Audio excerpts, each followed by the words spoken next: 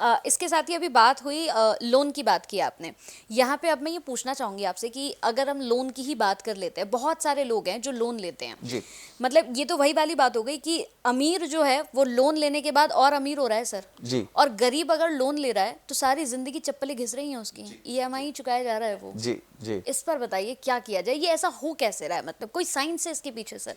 बिल्कुल आपने सही कहा। जैसे रिलायंस पे आज 3 लाख करोड़ का उधार है। हमारे यहाँ किसी व्यक्ति पे 3 लाख रुपए का उधार हो तो उसको नींद नहीं आती। नींद नहीं आती। और ये भाई साहब के पास 3 लाख करोड़ का उधार है और वो देखो पार्टियां कर रहे हैं आराम से। हर चीज का इक्वेशन होता है। ये समझदार जो बड़े लोग हैं ना, इनके पास इक्वेशन है हर चीज का।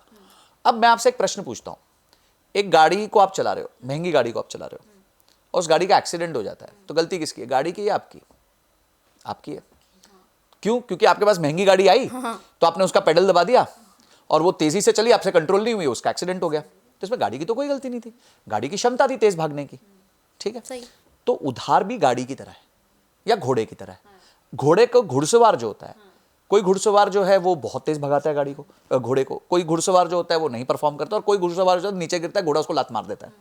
तो हर तरह का घुड़सवार है, घोड़े की क्या गलती है?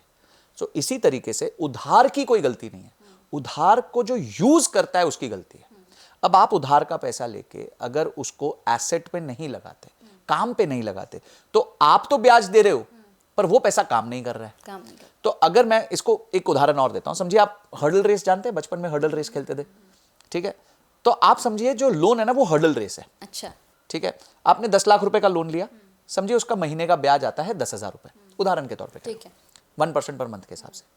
तो ये 10,000 क्या है? ये 10,000 आपका हर्डल है। अच्छा।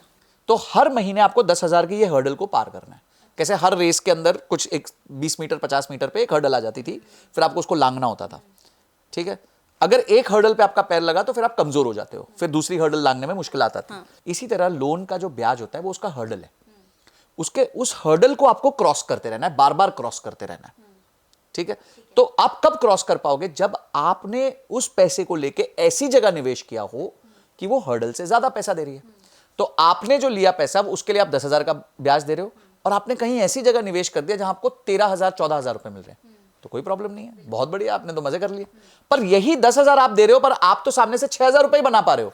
तो यानी आपको हर्डल पैर पे लग रही है, हर बार आपका 4,000 का नुकसान हो रहा है। तो ये नुकसान जो है आपको ले डूबेगा कुछ समय के बाद। तो लोन में बस एक ही चीज याद रखनी होती है कि मुझे हर्डल क्रॉस करनी है। यानी कि जब मैं लोन उठाता हूं तो जो उसका ब्याज दर है उससे ज्यादा ब्याज दर पे मुझे इन्वेस्टमेंट्स करनी है, या ऐसा कुछ करना है कि ज्यादा कमाई हो ताकि मैं सुधार को चुका सकूं। अब मैं आपको एक मजेदार बात बताता हूं। रिलायंस की बात कर रहे थे हम। रिलायंस का साल का ब्याज 25,000 करोड़ है। साल का ब्याज 25,000 करोड़ है। तो ये सुनने के बाद तो बहुत लोगों को हार्ट अटैक आ जाएगा, अरे यार 25,000 करोड़ का ब्याज भी होता है, ऐसा सुना ही नहीं था कभी हमने।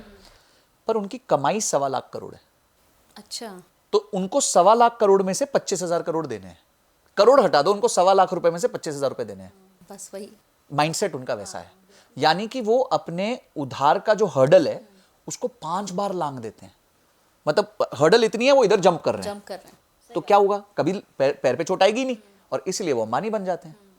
तो जब भी आप लोन लेते हैं तो आपको अपनी क्षमता देखनी है कि क्या आपकी कमाई में उतनी क्षमता है कि आप लोन के इस हर्डल को पार कर पाओगे। अंबानी इसके केस में वो 5 गुना की है, चाहे वो अमाउंट कितना भी बढ़ाओ। तो इसलिए 3 लाख करोड़ छोड़ो, अगर वो लोग कल को 10 लाख करोड़ के लोन पे भी आ जाएं तो भी उनको फर्क नहीं पड़ता। पर यही हमारा एक गरीब व्यक्ति जो है, जो इस उधार को लेके कोई ना कोई गाड़ी खरीद लेता है या कोई ऐसा एसेट खरीद लेता है जो डिप्रिशिएट कर रहा है और उसकी इनकम नहीं है उतनी, फंस जाता है। यही आजकल की जेंजी के साथ प्रॉब्लम हो रही है। आईफोन ले लेते हैं, आईफोन ले लिया, क्यों? दूसरों को शो ऑफ करना है, पर कमाई तो है नहीं।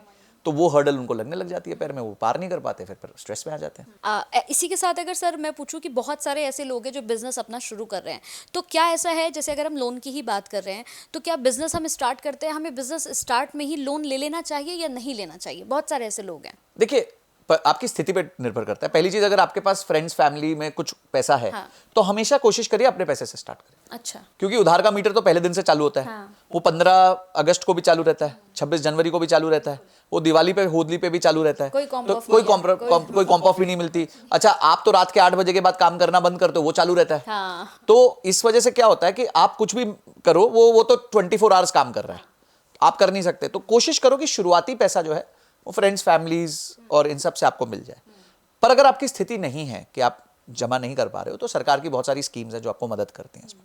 पर उधार लेने से पहले मैं कहूँगा कि एक छोटा सा बिजनेस प्लान बना लो। उस उधार से आप करोगे क्या? समझिए, आप बोलते हो कि संजय सर मैं 2 लाख रुपए का उधार ले रही हूँ, इस 2 लाख रुपए से मैं अपनी दुकान में सामान भरूंगी। ठीक है जी। अब सामान कौन सा भरोगे, कितना भरोगे? अब आप समझो, आप पहले रिसर्च करो मार्केट में कि इस जगह पे साबुन ज़्यादा बिकता है, साबुन की लिक्विड ज़्यादा बिकती है कि टिकिया ज़्यादा बिकती है। थोड़ी बेसिक रिसर्च करोगे तो आपको समझ आ जाएगा कि कौन सा सामान रखना है। नहीं तो काफ़ी लोगों के शॉप में जाओ, बोलते हैं सर हमारा जो सामान है वो तो बिकता ही नहीं है। क्यों? क्योंकि आपने मार्केट रिसर्च नहीं करी। तो जब भी आप उधार ले रहे हो, बिजनेस कर रहे हो, तो थोड़ी मार्केट रिसर्च कर लो कि आप जहां पैसा लगाने जा रहे हो वहां एक्चुअली पैसा बन भी सकता है कि नहीं। और अगर आप दुकान भी खोल रहे हो तो कौन सा सामान ज्यादा रखूं, कौन सा सामान कम रखूं, ताकि मेरी दुकान में सामान घूमता रहे, चलता रहे और मैं ब्याज देता रहूं। अब जैसे उधार की ही बात हो रही है, क्या संजय कथूरिया जी ये मानते हैं कि उधार जो है वो लेना चाहिए या नहीं लेना चाहिए? देखिए, उधार उपयोगी है। हाँ। बिल्कुल उपयोगी है।